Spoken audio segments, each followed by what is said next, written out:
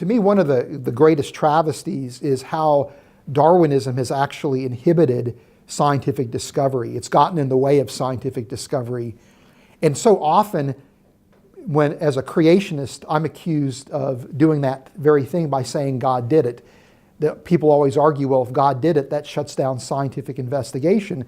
But sometimes when you say evolution did it, that shuts down scientific investigation as well. And a beautiful example of this has to do with so-called junk DNA.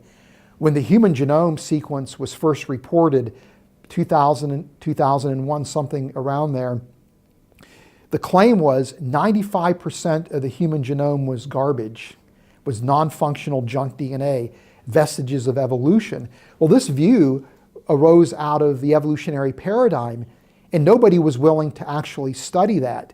But you had creationist and intelligent design proponents saying, we think that that DNA is actually functional. And lo and behold, about 15 years later, we now have a very different view. Junk DNA is functional.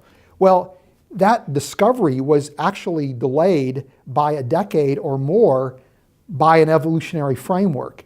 If there was an intelligent design or a creation model framework, we would have discovered function for this DNA decades earlier. And so I think Darwinism does inhibit scientific advance.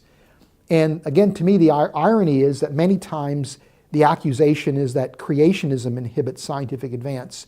But I think that if you are a creationist, you have the greatest motivation of all to study the creation, because everything you learn about the creation is telling you something about how God did it.